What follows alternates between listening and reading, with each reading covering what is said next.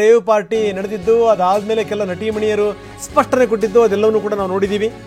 ಬೆಂಗಳೂರಿನ ಫಾರ್ಮ್ ಹೌಸ್ನಲ್ಲಿ ನಡೆದಂಥ ರೇವ್ ಪಾರ್ಟಿ, FIRನಲ್ಲಿ ರೇವ್ ಪಾರ್ಟಿಯ ಕಂಪ್ಲೀಟ್ ಅಸಲಿಯತ್ತು ಬಯಲಾಗಿದೆ. ಯಾರ್ಯಾರಿದ್ರು, ಏನು ಎತ್ತ, ಯಾರ್ಯಾರು ಡ್ರಗ್ಸ್ ಸೇವನೆ ಮಾಡಿದ್ರು, ಯಾವ್ಯಾವ ಡ್ರಗ್ಸ್ ಸಿಕ್ಕಿತ್ತು. ಫಾರ್ಮ್ ಹೌಸ್ ಒಳಗಡೆನೇ ಭರ್ಜರಿ ಡ್ರಗ್ಸ್ ಮಾರಾಟ ಆಗಿತ್ತು. MDMA ಮಾತ್ರೆಗಳೆಲ್ಲ ಸಿಗ್ತವೆ ಅಂತಂದ್ರೆ ಏನರ್ಥ?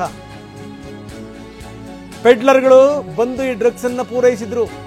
MDMA, ಹೈಡ್ರೋ, ಗಾಂಜಾ, ಕೊಕೇನ್, ಒಂದ ಎರಡ, ಇವೇನು ಮಾಡಕ್ ಬೇರೆ ಕೆಲಸ ಇಲ್ವಾ ಅಂತ ಅವ್ರಿಗೆ? ಒಂದು ಕಾನೂನಿದೆ, ಒಂದು ವ್ಯವಸ್ಥೆ ಇದೆ ಅನ್ನುವಂಥದ್ದು ಇಲ್ಲವೇ ಇಲ್ವಾ? ಈ ಪಾರ್ಟಿನಲ್ಲಿ ಈ ಬರೀ ಮತ್ತೇರಿಸ್ಕೊಳ್ಳಿಕ್ಕೆ ಡ್ರಗ್ಸ್ಗೋಸ್ಕರ 50 ಲಕ್ಷ ಖರ್ಚು ಮಾಡಿದಾರಂತೆ. ಯಾರ ಅಪ್ಪನ ಮನೆದು ಹೇಳಿ ದುಡ್ಡು?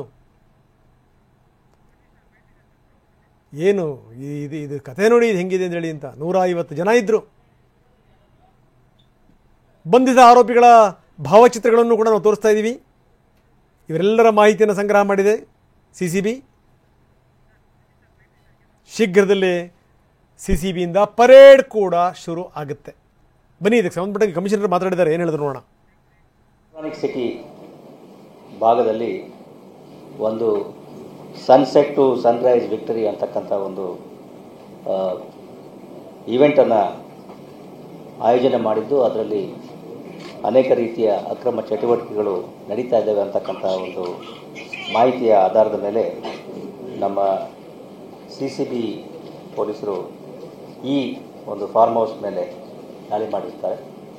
ಅಲ್ಲಿ ಸುಮಾರು 100 ಅಥವಾ 100ಕ್ಕೂ ಹೆಚ್ಚು ಜನರು ಒಂದು ಇವೆಂಟ್ನಲ್ಲಿ ರೇವ್ ಪಾರ್ಟಿಯಲ್ಲಿ ಭಾಗವಹಿಸಿದ್ದು ಕಂಡುಬಂದು ಕೂಲಂಕುಷ ತನಿಖೆಯನ್ನು ಕೈಗೊಂಡ ಆಧಾರದ ಮೇಲೆ ಕೆಲವೊಂದು ಮಾದಕ ವಸ್ತುಗಳು ಅಲ್ಲಿ ಪತ್ತೆಯಾಗಿದ್ದಾವೆ. MDMA, ಹಾಗೆಯೇ ಕೊಕೇನ್, ಹೈಡ್ರೋ ಗಾಂಜಾ ಮತ್ತು ಈ ರೀತಿ ಬೇರೆ ಬೇರೆ ಮಾದಕ ವಸ್ತುಗಳು ಅಲ್ಲಿ ಪತ್ತೆಯಾಗಿದ್ದಾವೆ. ಅದಕ್ಕೆ ಅನುಗುಣವಾಗಿ ಈಗ ಎಲೆಕ್ಟ್ರಾನಿಕ್ ಸಿಟಿ ಪೊಲೀಸ್ ಠಾಣೆಯಲ್ಲಿ ನಾವು ಪ್ರಕರಣವನ್ನು ದಾಖಲಿಸಿದ್ದೇವೆ. ಯಾರು ಬಂದಿದ್ರು ಒಟ್ಟು 101 ಜನ, ಎಷ್ಟು ಜನ ಇದ್ರಪ್ಪ? 101 ಜನ ಇದ್ದರು. ಅಲ್ಲಿ ಯಾರು ಚುನಾಯಿತ ಪ್ರತಿನಿಧಿಗಳು ಯಾರೂ ಇರಲಿಲ್ಲ.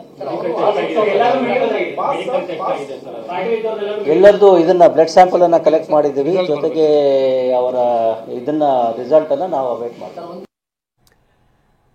ಬ್ಲಡ್ ಸ್ಯಾಂಪಲ್ ಅನ್ನು ಕೂಡ ಕಲೆಕ್ಟ್ ಮಾಡಲಾಗಿದೆ. ಈ ವಿಚಾರಕ್ಕೆ ಸಂಬಂಧಪಟ್ಟಂಗೆ ರಿಪೋರ್ಟ್ ಬರೋದೊಂದು ಬಾಕಿ ಇದೆ. ಅಂದರೆ ಇಲ್ಲಿ ಇವರೆಲ್ಲರೂ ಕೂಡ ಮಜಾ ಉಡಾಯಿಸಿದ್ದು ಪಕ್ಕ. ಇದೆಲ್ಲರ ಜೊತೆಗೆ ಹೇಮಾ ಅವರ ಹೆಸರನ್ನು ಹೇಳಲೇಬೇಕು, ಹೇಮಾ ಅವರ ಹೆಸರಿತ್ತು ಅನ್ನುವಂಥ ಮಾತುಗಳು ಕೇಳಿ ಬಂದಿತ್ತು. ಇವರು ಕೂಡ ಇದರಲ್ಲಿ ಪಾಲ್ಗೊಂಡಿದ್ರು ಅಂತ. ಅದಾದಮೇಲೆ ನಟಿ ಹೇಮಾ ಎಲ್ಲಿಂದೋ ನಿಂತ್ಕೊಂಡು ಒಂದು ವಿಡಿಯೋ ಮಾಡಿದರು. ವಿಡಿಯೋ ಮಾಡಿ ನೇನು ಅಕ್ಕಡ ಲೇದಂಡಿ, ನೇನು ಚಿಲ್ ಚೆಸ್ತಾ ಉನ್ನಾನು ಈ ಕಡ ಅಂತಂತೆಲ್ಲ ಡೈಲಾಗ್ ಹೊಡೆದಿದ್ರು. ಅದಾದಮೇಲೆ ಏನು ಚಿಲ್ಲು, ಎಂಥ ಚಿಲ್ಲು, ಎಲ್ಲದೂ ಕೂಡ ಈಗ ಬಯಲಾಗಿದೆ. ಯಾಕಂದರೆ ಅವರೂ ಕೂಡ ಇದ್ರು ಅನ್ನುವಂಥದ್ದು ಸಾಬೀತಾಗಿದೆ. ಖುದ್ದು ದಯಾನಂದ್ ಅವರೇ ಅವ್ರ ಹೆಸರನ್ನ ಹೇಳಿದ್ದಾರೆ. ನಟಿ ಸರ್ ಅಲ್ಲೇ ಹೋಗಿ ವಿಡಿಯೋ ಮಾಡಿ ಬಿಡ್ತಾಳೆ ಸರ್. ನನಗಿಲ್ಲ ಪಾರ್ಟಿ ಇಲ್ಲ, ನಟಿ ಅಲ್ಲೇ ಇಲ್ಲ ಅಥವಾ ನಟಿ ಇದ್ರು ಮೊಬೈಲ್ ಕೊಟ್ಟು ಕನ್ಸ್ಯೂಮರ್ಸ್ಗೆ ಯೂಶುವಲಿ ತಗೊಂಡಾದ್ಮೇಲೆ ಮೊಬೈಲ್ ಸೀಸ್ ಮಾಡ್ತಾರೆ ಅಥವಾ ಸ್ಟೇಟ್ಮೆಂಟ್ ತಗೊಳ್ತಾರೆ, ಎಲ್ಲ ಮಾಡ್ತಾರೆ. ಅದು ಯಾವ ಸಂದರ್ಭದಲ್ಲಿ ಆಗಿದೆ ಅನ್ನೋದ್ರ ಬಗ್ಗೆ ಗಮನ ಹರಿಸ್ತಾ ಇದ್ದೀವಿ. ರೀಸನ್ಸ್ ಏನಿದೆ ಅದನ್ನ ತಿಳ್ಕೊಳ್ತೀವಿ. ಅಲ್ಲೇ ಹೇಮಾ ಅದು ಯಾವ ವೇಗದಲ್ಲಿ ಅವರು ಹೈದರಾಬಾದ್ ತಲುಪಿದ್ರು, ಏನು ಕತೆ, ಯಾವ ರೆಸಾರ್ಟನ್ನು ತಲುಪಿದ್ರು, ಅಲ್ಲಿಂದ ಹೆಂಗೆ ವಿಡಿಯೋ ಮಾಡಿ ಕಳಿಸಿದ್ರು, ಇದು ಸಂಗತಿ. ಎಲ್ಲೋ ಅಲ್ಲೇ ಮರದ ಹತ್ರ ನಿಂತ್ಕೊಂಡು ಒಂದು ವಿಡಿಯೋ ಮಾಡಿ ಕಳಿಸಿದ್ರು ಹೇಮಾ ಅವರು. ಆ సందర్భದಲ್ಲಿ ಹೇಮಾ ಏನು ಹೇಳಿದ್ರು బన్నీ ನೋಡೋಣ. అండి నేను ఎక్కడికి వెళ్ళలేదు, నేను హైదరాబాద్లోనే ఉన్నాను. సో ఒక ఫామ్ హౌస్లో ఎంజాయ్ చేస్తున్నాను, చిల్ అవుతున్నాను. సో నా మీద వచ్చే న్యూస్ ఫేక్ న్యూస్, అది అక్కడ మరి ఎవరున్నారో ఏమో నాకు తెలియదు. సో అది ఫేక్ న్యూస్ అండి, అవన్నీ నమ్మొద్దు. Okay, thank you. హాయ్ అండి, నేను ఎక్కడికి వెళ్ళలేదు, నేను హైదరాబాద్లోనే ఉన్నాను. సో ఒక ఫామ్ హౌస్లో ఎంజాయ్ చేస్తున్నాను, చిల్ అవుతున్నాను. సో నా మీద వచ్చే న్యూస్ ఫేక్ న్యూస్, అది అక్కడ మరి ఎవరున్నారో ఏమో నాకు తెలియదు. సో అది ఫేక్ న్యూస్ అండి, అవన్నీ నమ్మొద్దు. Okay, thank you. ಇದು ಸಂಗತಿ. ಒಂದೊಂದ್ಸರಿ ಮನೆಯಲ್ಲಿ ಈ ನೈಟಿ ಗಿಟಿ ಹಾಕೊಂಡು ಮುಸುರಿ ತೆಗ್ತಿರ್ತಾರಲ್ಲ ಹೆಣ್ಮಕ್ಳು, ಯಾರ ಮನೆಗೆ ಬಂದ ತಕ್ಷಣ ರೆಡಿಯಾಗಿ ಬಂದುಬಿಡ್ತಾರೆ, ಕೂದಲಿಗಿಲ್ಲ ಸರಿ ಮಾಡ್ಕೊಂಡು. ಎಮ್ಮನ್ನು ಕೂಡ ಹಂಗೆ ನೋಡಿ ಬಂದು ಅವಸರವಾಗಿ ಮಾತಾಡಿದ್ದು. ಆ ಮಾತಾಡಿದ ರೀತಿಯಲ್ಲಿ ಎಲ್ಲೋ ಅನುಮಾನಗಳಿತ್ತು. ಈಗ ಪಕ್ಕಾ ಆಗಿದೆ, ಹೇಮಾ ಅವರು ಇದ್ದಿದ್ದು ಕೂಡ ಅಲ್ಲಿ ಸತ್ಯ. ಇದನ್ನು ಪೊಲೀಸ್ ಕಮಿಷನರ್ ಕೂಡ ಹೇಳಿದ್ದಾರೆ.